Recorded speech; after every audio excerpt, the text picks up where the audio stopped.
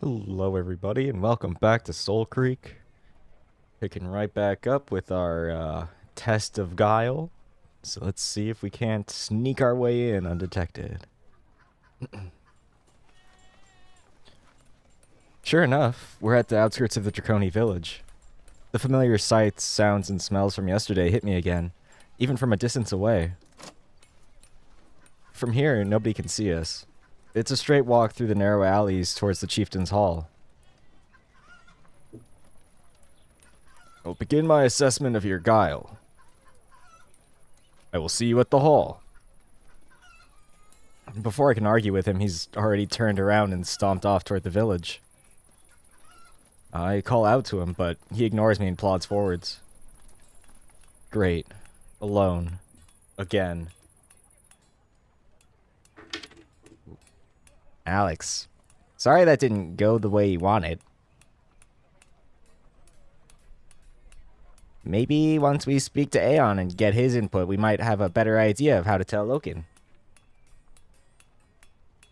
After all that, I'm not sure I want to tell him at all. You heard him. He didn't have a damn clue what I was talking about.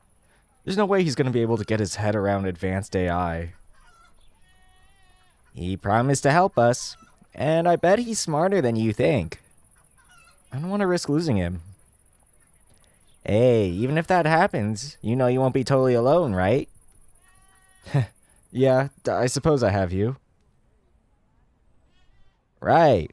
Let's just forget about telling Loken anything and focus on his test. I have an idea. How would you feel about letting me tap into those non-human quirks of yours? This sounds worrying. Basically, I think I can send your mechanoreceptors, photoreceptors, and chemoreceptors into overdrive. And then I'll tap your sensory cortex and... Wait, speak sense.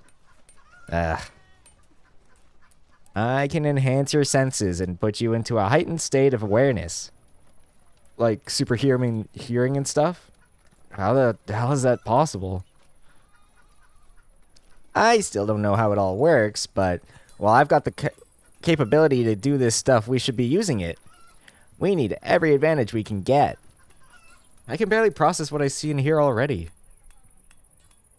How about if you let me interpret the extra data for you? I'll be your eyes and ears. Fuck, you said the D word. Just trust me. I'll tell you where to go and when. You only have to listen to my instructions. Isn't this cheating? Why? Because it's cheating.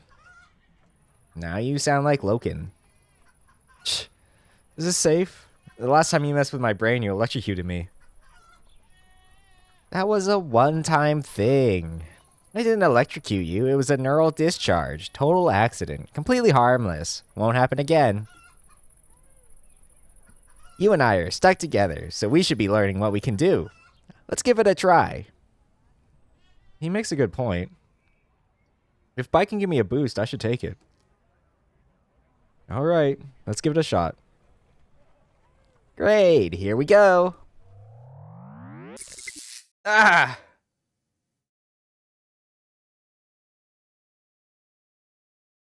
It was a two-time thing. Dickhead. Oh yeah! Look at all this extra data. There's so much. I love it. Dude, put your data boner away. Wait, I can't hear anything? And I've gotten numb. Where am I? I frantically pat myself from head to toe, but my whole body has lost its sense of hearing and touch. What the hell, Bite? Chill out. I've dulled your senses. You were supposed to do the opposite. I've dulled them for you, dipshit, to avoid a sensory overload. I'm interpreting all the data from your other senses. So just follow my instructions. Bite and I really are becoming two halves of the same whole. My eyes are still working. You still need to see where you're going. I'm not controlling your movements. Can you control my movements? Possibly? Let's just try this for now. Ready to do some sneaking? I still can't believe the dog is making me do this. As optimistic as ever. We'll show Loken what we're made of. See that building straight ahead? Run up to it and press yourself against the wall. Hold your breath, too. It'll make your movement smoother. Here goes nothing. I exhale for the last time and sprint over to the hut in front of me and crouch behind it like the world's worst ninja. Stay low. I feel like such a dick. Don't move. Someone's about to come around that corner. Female. 92 kilograms. 6 foot 7 inches. How do you know that? Through your senses, I can hear her heartbeat. The weight of her steps, the length of her stride, her tail brushing against the ground. Okay, I get it. Sure enough, a tribeswoman marches into view from around the corner, failing to notice me pressed against the wall behind her as she strolls out towards the farmlands. Go, now. Where? Follow these coordinates. A set of instructions are wired into my psyche like a map. I can't explain how, but I understand them perfectly. Following Bite's guidance, I wrench myself from behind the wall and tear down the pathway into the village. Left, now, down there.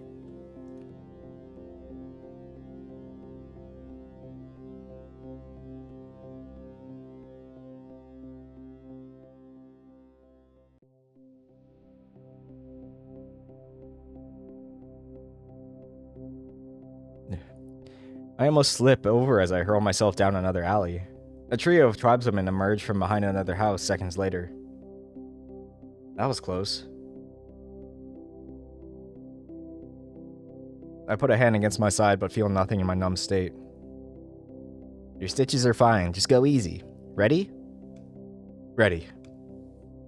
Okay, go! Bite's guidance starts coming faster and faster.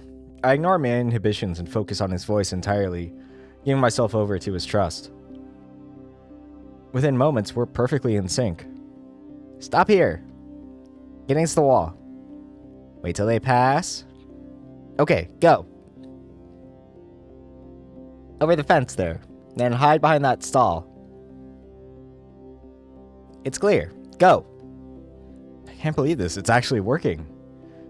The village is as densely populated as ever, but somehow I'm navigating through it completely unseen. Sometimes I avoid detection by only a second, but Bite's instructions are always on point.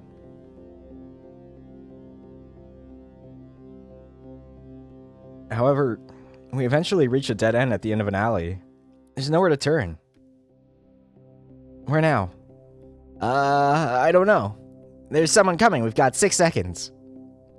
There's nowhere to hide. Vault onto the roof. The thatched roof in question is a whole story above me. The wall is solid, flat wood, and there's nothing to grapple onto.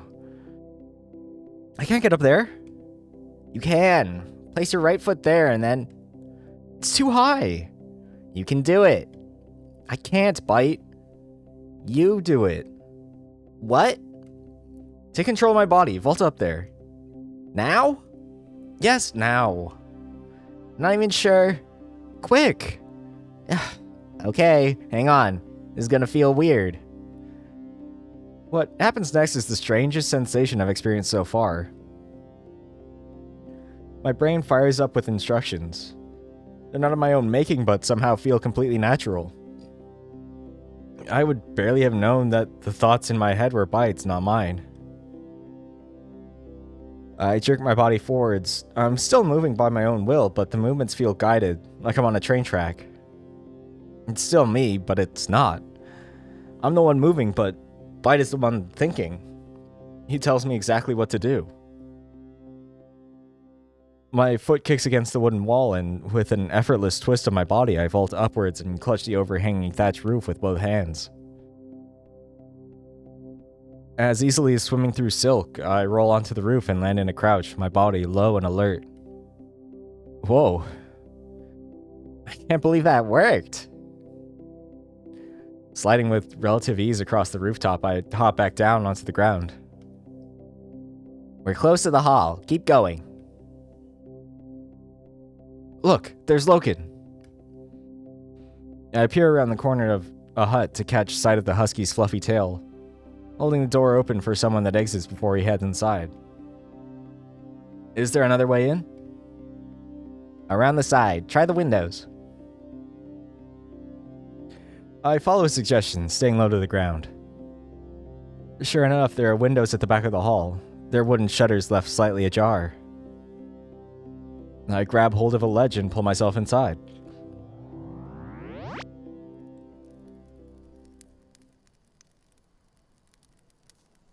There are fewer people within than yesterday. The fire pit has been lit again.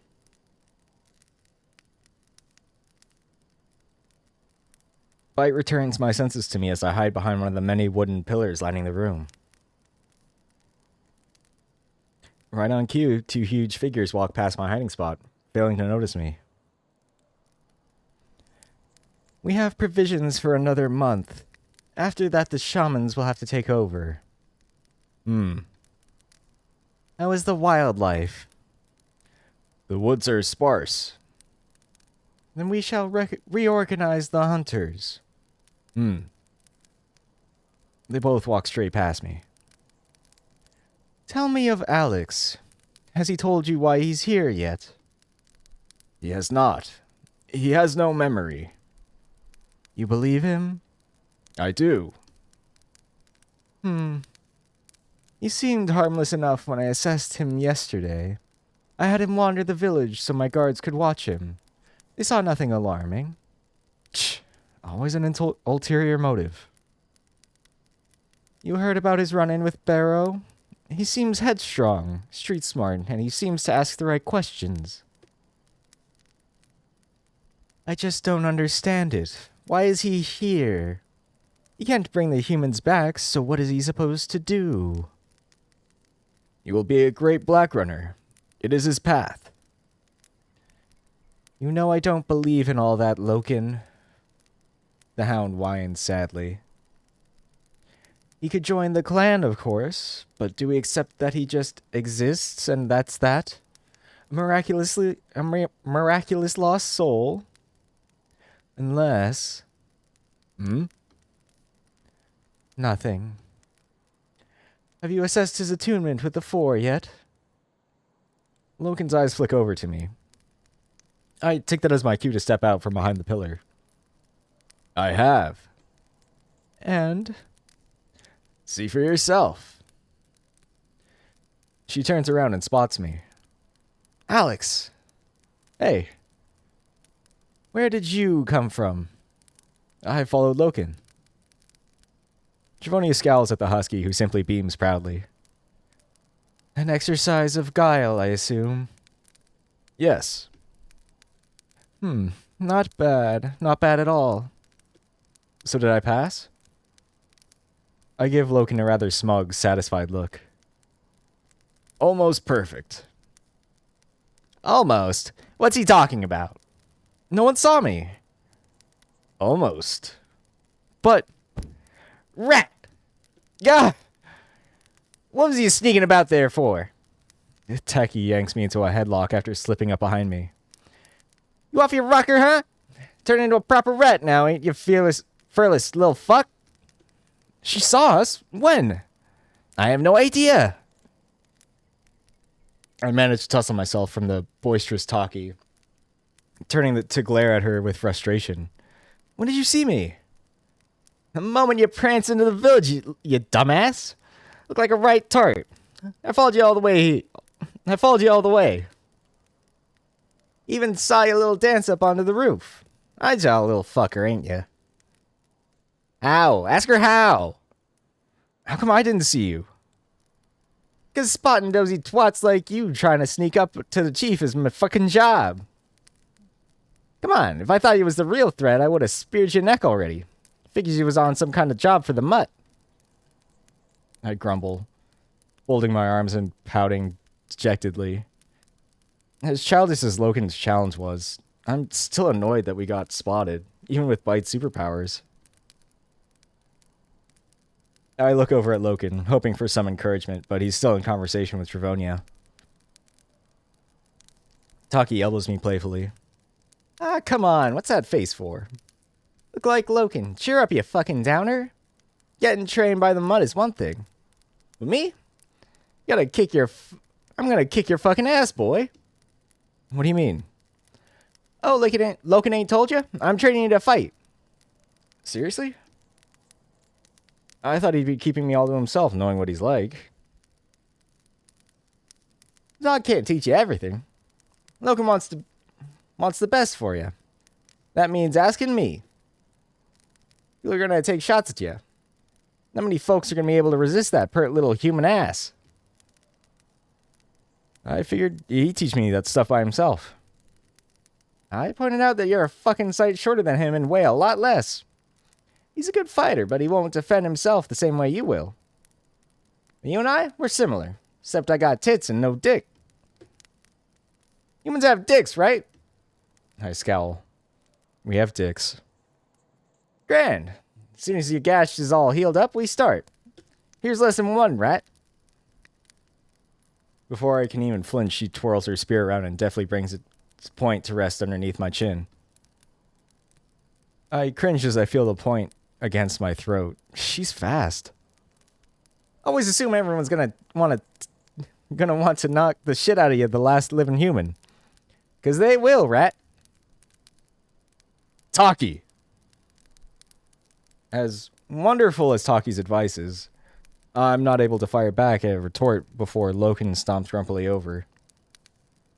He knocks Taki's spear away from me, growling menacingly at her. Do not point your spear at him. I gawp at him, startled by his sudden aggression. It's fine, Loken. You gonna let me train him or not? You are not training now. Back away. You put your cock away, Loken. He's fine. I will decide that. He is mine. Cool it, mutt. He's an acolyte, not a chunk of salvage. Loken clenches his fist angrily. What's gotten into him now? Hey. I lightly bap him on the arm. He recoils meekly. I'm feeling less shy about touching him. It grabs his attention effectively. I'm fine, okay? We were just talking. I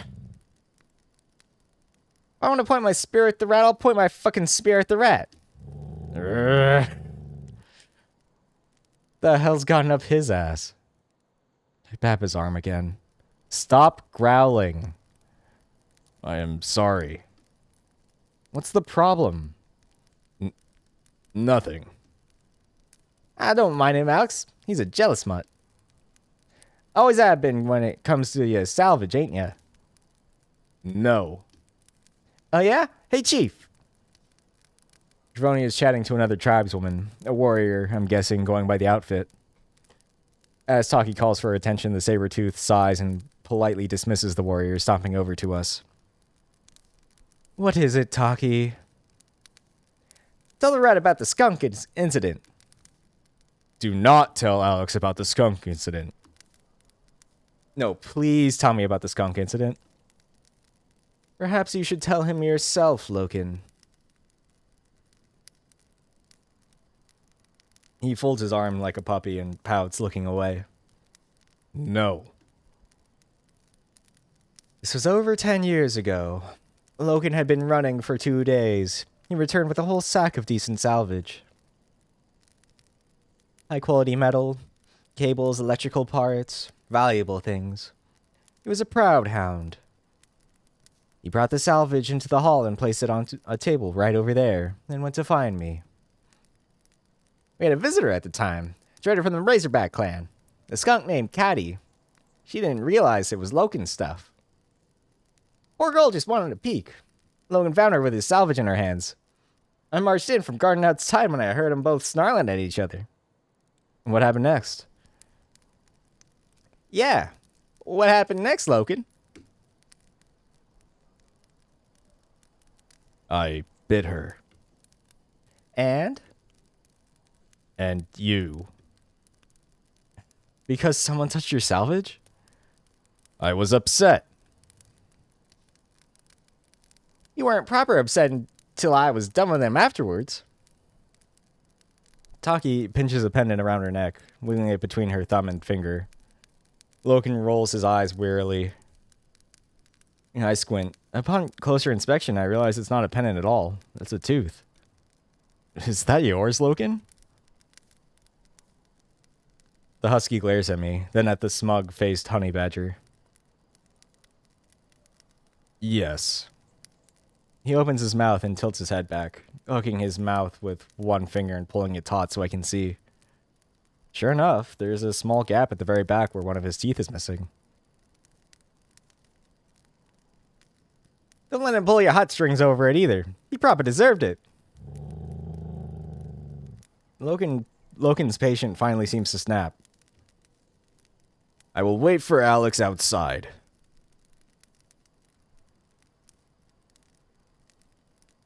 Abruptly, he whirls about with a petulant swish of his tail and marches for the exit. He seems pretty annoyed. Is he okay? Don't worry, he's fine. Is she brushing his feelings off? Surely they know how sensitive Loken can be. The skunk incident was only a year after he became verbal. He may be temperamental now, but back then, far worse. Ha, fuck, I remember those years. Young Loken. Ha, he was a fucking nightmare. Do you know why he was mute? Nah, no one does. Alex, Taki and I have clan business to discuss. Aeyon arrived this morning. I'd like you to go see him now. My eyes widen. Aeyon is here? Now? Yep. He's setting up his stuff. Has a little hut he likes to work in. My heart jumps. Finally. Where is he? Loken will take you. He's been buzzing about seeing a live human. What'd you tell him about me? That you have no memory, and that we don't know where you've come from. I am hoping he will be able to shed some light upon your origins. Great, thanks, I'll go now. I hope he has the answers we're looking for, Alex. Good luck. Later, rat. I give them both a nod and turn to go find Loken.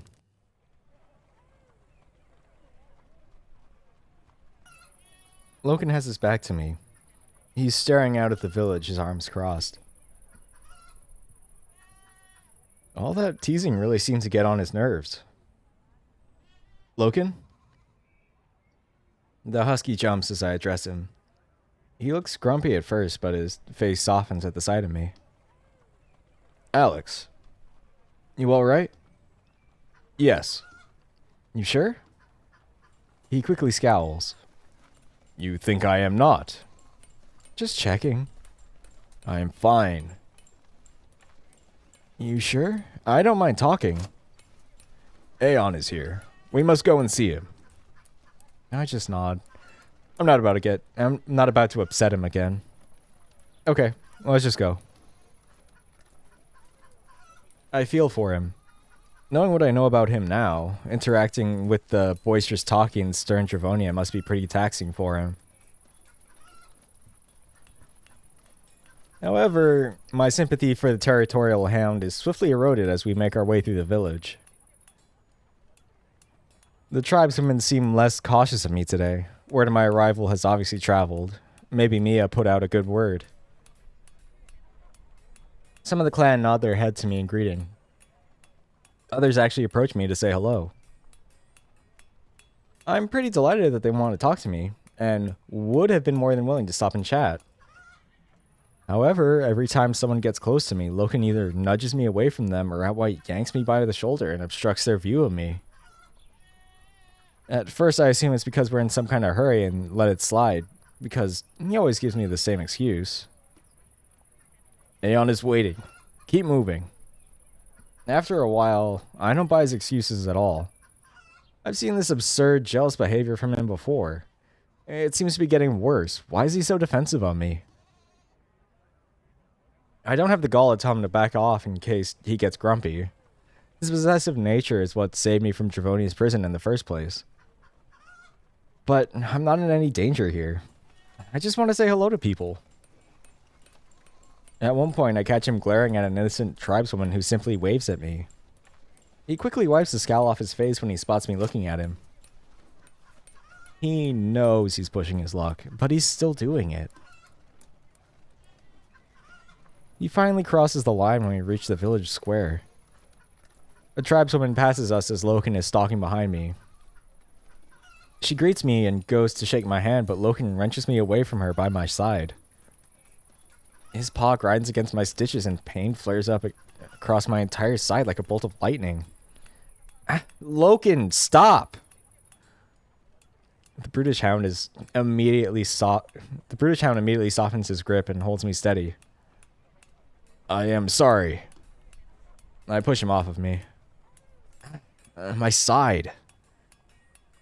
I lift up my clothes to see the wound. The stitches have held, barely, and the stinging is already dying down.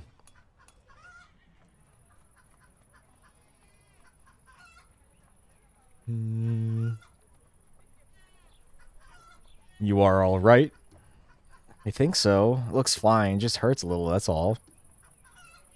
I fold my arms and stare at him, with drilling, accusatory eyes. He tries to avoid looking at me like a dog caught doing something unfavorable. It's actually pretty cute. Look, Loken, what's all this jealousy? I'm not mad about you being protective of me. But... are you going to get huffy at everyone who looks at me? I'm not your property. He says nothing. He just stares at the nearest fence. I gently pat his arm to regain his attention. He looks at me sheepishly. Hey, why are you acting like this? You are my acolyte. I wanted... You are the last human. You are small. It is not safe. You are mine. Well, sure. I'm your acolyte. But you nearly pulled my stitches out just then. No more growling at people who talk to me, okay? I can look out for myself. I am sorry. Promise you'll try and tone it down? It is hard to stop. I promise I will try. Okay. I smile at him. You are in pain? I dab my wound with my fingers, applying a little pressure to check for any discomfort. I'm fine. Okay. We will carry on. He goes to touch my shoulder with his paw, but withdraws it before we make contact. We're nearing the edge of the village now, and I'm wondering exactly where Loken is taking me. So, Aeyon isn't a Draconi, but he still has a home here? He does. He stays here often. Why? He studies things. What things? I do not really know. I do not understand the things he speaks of. Aeyon is strange. He knows many things. You will see for yourself. He is a good man. He sometimes helps me identify my salvage. He has wit?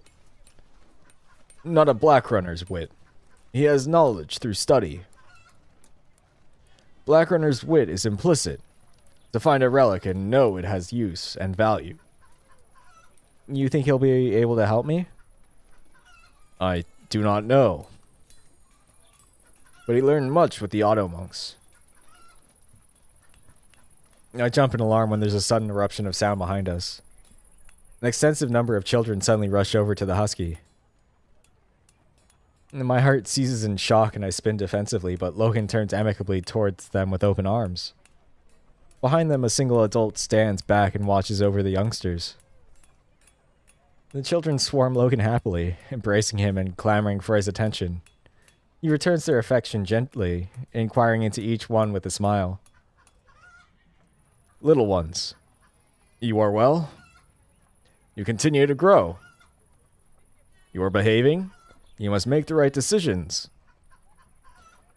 You are learning? You must be attentive to your teacher. It's impossible to hear what any of the kids are saying. I have no idea how he calmly navigates his focus between them all at the same time. Most of them blurt out that they miss him and ask when he'll be teaching us again. Wow, they love him. Giovanni mentioned he teaches at the school sometimes, but I never imagined him commanding such respect. I have to wonder, given how introverted and sensitive Loken is, how does he handle teaching all these kids? How does he handle the village treating him like an arbiter for their problems? He somehow manages to be incredibly brusque and naturally charismatic at the same time. 3, 2, 1. Loken snaps his fingers, the sound cutting through the childish chatter. Like a magic trick, they go silent. Listen to my expectations. You will return to your teacher. I will visit before your lessons are done. I will hear of what you have learned today in detail. This is my challenge to you. Off you go now. And sure enough, they go. The rabble retreats back to their teacher, and they all scurry off in controlled chaos. Wow. You're good with kids. They adore you. They are good. They are learning of the farms today. And what do you teach them? What I know of the Zephyr. I warn them of the Black Zones. I'm guessing you don't teach them about demons. No, but I must assure them the threat is real. Not long ago, the children were discovered to be playing a game at the Black Zone's borders. What kind of game could you possibly play in a Black Zone? The children call it zone baiting. It is a game of dares. One child crosses the border alone and takes 10 steps into the Black Zone. They turn their back to the Black Zone and face the others, who remain in safety. They keep their arms stretched out to their sides to appear vulnerable. They take turns doing this. The winner is the one who remains in the Black Zone the longest before their nerve breaks and they retreat to safety. A gop. It seems like a pretty big downside to keeping everyone safely ignorant. Nobody takes the threat seriously, even the kids. Has anyone gotten hurt? Not yet. I have forbidden it, but they still sneak off to play. Just because they think something isn't real doesn't make it so. Scare the shit out of them. Hell, show them the thing you showed me, the arm. No. Only black runners can hold this knowledge. They must believe it's real on some level. Zone baiting wouldn't have any thrill otherwise. All the same, I will not burden them with those thoughts. A thought occurs to me.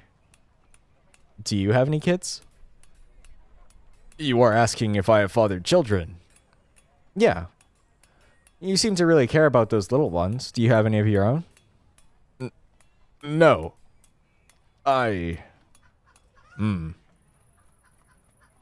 not a father. I am a black runner. Before I can ask my follow-up question, he cuts me off. We are here. Maybe I'll ask later. What the? A car? That. The car. Does it work? It is called a car? Yeah? You didn't know that. It is not functional. Aeyon is building it from salvage acquired by me. He's very specific about the parts he wants. Interesting. Let me scan it. You helped him build this? No. I only gave him parts. He claims the Zephyr used these constructions as moving carriages. Scan complete. The vehicle is put together from several different deconstructed automobiles. I'm detecting a lot of missing components, and it isn't finished yet. It's a long way off working, but Loken's right. Aeyon really did build this completely from scratch. That's amazing. Even before the cascade, that would have been tricky. Aeyon must be smarter than we thought. Exactly the kind of person we need. Come. Loken playfully bumps his shoulder with mine, copying the same gesture I made for him earlier. His huge bulk almost makes me lose my balance. I smile and blush at him, chest fluttering slightly. Wait, Are we flirting with each other? I need to control myself. Things are far too complicated for that. He doesn't even know the truth about me. Loken leads me towards the front door. The hut itself is pretty worn down, but it looks more contemporary than the other houses built by the Draconi. It has glass windows, electric light bulbs, and a scrap metal roof. There are pieces of junk nailed to the structures, and though they were, as though they were ramshackle works of art. Chimes, pipes, cables, and even what I think could be solar panels. It looks like someone upturned a crate of Loken salvage onto the thing. This guy better have some answers for us. What about Loken? You said you didn't want to tell him anything yet. If you do decide to disclose any details of your condition to Aeyon, you'll need to get Loken to leave. I doubt he'll go anywhere. You know what he's like. I'm sure you could talk him down. Let's go. My heart beats nervously. I'm trying to ignore how anxious I feel. I really don't know what I'm hoping for. I just want some relief from the unknown. I wish I could tell Loken, but I won't risk it. Aeyon, we are here. Boy! I jump when I hear a raucous, blasting voice before I even set foot in the building. The stench hits me first, like a raw chemical waste and ragged bone marinating in filth. The place is a tip. It's even messier inside. Chunks of metal are scattered about like a junkyard. Hold it, I'm coming! Wait, wait, wait! And we enter a makeshift chemistry lab lined with pots, pans, and laboratory equipment. Why did I try to say that weird? A ceiling lamp buzzes above us. The sound of bubbling fluids atop hissing Bunsen burners clouds my senses. There are crates all around the floor. Most are locked tight, but some are left open. They contain all manner of things. Zephyr relics, circuit boards, bones, and chemicals. Now I look at Loken, who is waiting with folded arms. You sure this guy knows his stuff? Yes, he is good. The door nearest us bursts open, as though someone had rammed into it at full speed from the opposite side. Loken! Ah! Best hound! My best hound! Here, come here, here! Aeyon charges at Loken on stumpy legs and gregariously clasps him by the arms, despite only coming up to the husky's belly in height. Loken grins happily at him. Aeyon, it is good to see you. You are well? Good, just good. Ah, great to see you, my boy. They seem really close. Like, Loken didn't mention that. I'm amazed to see someone shorter than me for once. Aeyon seems like quite an old mole, but his entire demeanor buzzes with youthful energy. He wears a thick jacket and has a huge, bulging satchel around his shoulder. A pair of comically thick goggles are strapped to his face. Gracious, this is Alex! Look at him! Look at him! Look at you! Before I can react, Aeyon lunges at me and clasps me by the shoulders.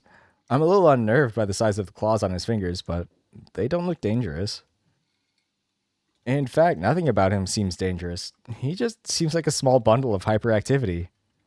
Amazing! Astonishing! Aeyon, be careful. He is injured. I heard you might be able to help us with... Of course! Sit here! Over here, by the shelf! Taken aback, I glance to my left and... No, the other shelf! Here! There, look! Aeyon kicks a wooden stool over in my direction. There! Sit! I awkwardly park my butt on the stool by the indicated shelf. My nerves getting the better of me. Loken marches to my side and parks himself next to me like a guard dog. Aeyon hops up onto the stool in front of me and slides closer, dragging the stool noisily across the floor.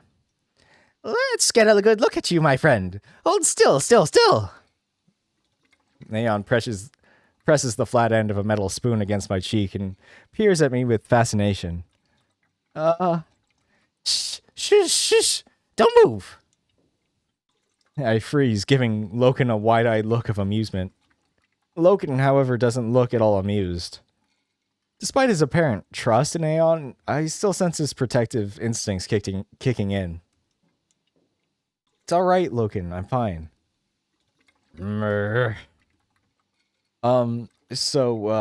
Everyone says humans are extinct here. But I'm entirely certain that I am one. Aeyon removes the spoon from my cheek, then peers into my eyes. Yep. I've been told everything. Chief Trevoni wants to know what your story is, Alex. I'm sure you're eager to know yourself. You have no idea. I literally woke up here with no memories. I just want some answers. That's where I come in. I'm Aeyon, the only living biochemist in all of Alayla. Of course, I moonlight as a healer of the clans, too. You're a doctor as well? He barks with laughter. A doctor? Haha! That's pre-cascade technology, terminology, Trevoni was right about you. Well, let's get started. A few tests. Close off. Over there, please. No. What now? Easy, Loken. I'd rather keep them on if that's okay. He prefers modesty. What? You lot? Modesty? How? Ridiculous. I've seen your lot, Loken. Prancing around during the indulgence. Everything out, flapping about. Dongs and tits. Loken scowls. I do not do that. Aeyon points at me with a wicked grin like a tiddly aunt gossiping at a wedding. You should see it, Alex. And you can't stop them. No. Honestly, it's ludicrous. Drink, dance, and fornicate. It's all they do. I mean, really? Can we not have one party that doesn't pertain to noshing away at each other's privates? I chuckle. I've decided I like him. Fine, not a problem. Alex, hold still for me. Aeyon clasps my hand around his own, placing a spiny finger beneath my wrist. As Aeyon touches me, Loken exhales tensely. The mole has gone completely still. I assume he's taking my pulse. Heartbeat is normal. He pulls a drawer open and fumbles around for something inside. He finds what he's looking for quickly. Is that a flashlight? Yep. Hold still. Without warning, he switches it on and steadies my head, shining it directly into my eyes. Ow. Eyes open, please. Where did you get a working flashlight from? Gift from the Hound. Pupil dilation is fine. Aeyon puts the torch back into the cupboard, then peers into my eyes through his thick goggles. Age? I'm not sure exactly. I think I'm about 20. I wager the same, going by the simian features. What? Your face, simian, just as I thought. Loken scowls at Aeyon, looking confused. Simian? There are no primates in Alayla. You're looking at one, Loken? The husky's confused expression deepens. Humans are not primates. We sort of are. Different genus, Hound. Just like you. Not all canis are Pomeranus. Are they? I am confused. The Zephyr text call them Homo sapien. Explain. That also means human. But you just said... I sense the poor guy's frustration. He just can't wrap his head around all this. I feel like a child. This is why I do not talk to you about these things, Aeyon. Rubbish. You talk to me all the time. Not about the old knowledge. You, a black runner? You who charge out about in those black zones without a second thought. Scared of the old knowledge. Crazy. In any case, Alex, I'm here for you. So, just to confirm, no memories at all? No. He peers very closely at me. I try to look into his eyes, but the outlandish goggles are so thick I'm not convinced he even has any. Can you see with those on? Ha! Ha!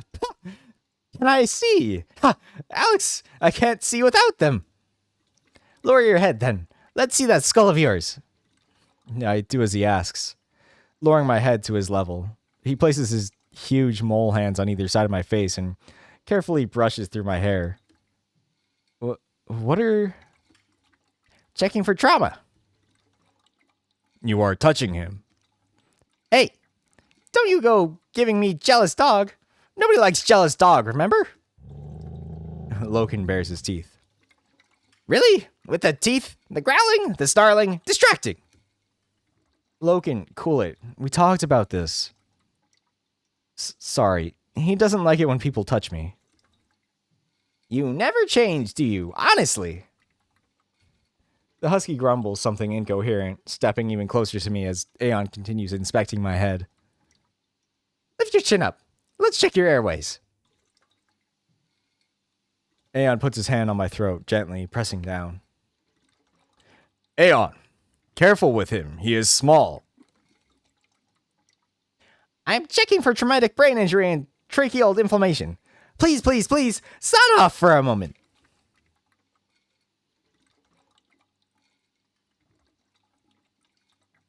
Aeyon releases me. I feel strange, like I just got the freakiest head massage in a Layla. Loken, tell me about this pod you found him in. Large, steel, ovoid in shape. Nope, heard enough, don't know. Can't say. Suspended animation? Maybe. Time for some tests. He hops off his stool and bumbles over to the storage containers littered about the hut, clambering amongst them in search for something. Whilst he's searching, I give Loken a curious stare. You know Aeyon well? I do. So, will you trust him to help me? You did promise to rein your jealousy in. His ears flatten guiltily. I am trying. Our conversation is halted by a loud clattering as Aeyon fumbles through his mountain of junk. Nope. Where is it? Ah, here. Aeyon turns back to us with a syringe in his grasp. Loken growls. You have cleaned that. Loken. Have I? Honestly, who do you take me for? It's impossible to ignore Loken's throat vibrating threateningly as Aeyon draws the syringe closer to my arm. Before the needle can make contact... Stop! You're going to hurt! Loken! Aeon sighs, his patience with Loken having apparently reached its end. Loken, dear Loken, my best boy! Hound! The mole grabs the bemused husky's paw and clasps it, placing his other hand atop him and patting it gently. Dear hound, dear hound. All this, the snarling, standing, staring, it's too much. It's distracting. I can see you've taken responsibility for Alex, and that's fine. I'm not asking you to change. But I can't help him with your breathing down our necks, so please, from the bottom of my heart, with kind regards, sincerely, if I may be so bold, would you mind fucking off for a while? Loken snatches his paw back and shoots me an outraged scowl. I am not leaving. I'll be okay, Loken. No. Much as I've come to admire the hound, his behavior is getting ridiculous. You promised. This isn't going to work if you're just going to stand there and growl at him. I am responsible for you. I am not leaving. Yeah, he's more stubborn than I imagined. But I have an idea. Could you at least get more Donnelly then? My cut really hurts. His eyes widen at me. You are in pain. After you grabbed me on the way here, yeah. It's a bit stiff. His ears droop, and he avoids my eye. I am sorry. It's okay. I pat his arm, smiling. When I touch him, his ears perk up and his tail twitches. If you get me another dose for the pain, I'll forgive you? Quite suddenly, his eyes narrow at me irritably. He clearly knows I'm trying to manipulate him, and he doesn't like it. Sorry, I really need Aeon's help. Please, just let him speak to me alone. I'll tell you everything we find out afterwards. You could go back to your class. You did promise to hear what they learned about today. Those kids need you. Sounds like you made a promise to Alex, Loken. You know you can trust me, don't you? Hound? Trust me? That seems to do the trick. His face softens. I trust you, Aeyon. Alex, if you are sure, I will leave you with Aeyon. I smile at him. Thanks, Loken. But he doesn't move. He just stares at us. Loken. Those crystal eyes narrow at me again, and he finally relents. The husky begins to stomp out of the hut, turning back before leaving the door. You will be careful with him. Hound, go! I'll see you in a bit, Loken. With a final grunt of dissatisfaction, the door slams shut and Loken departs. I think I'll call it for there for this one. Getting close to an hour, so save the rest of this for the next episode. I'm having fun voicing Aeyon. Just high energy boy. Yeah. Thanks for watching like always, and I'll catch you next time. Bye.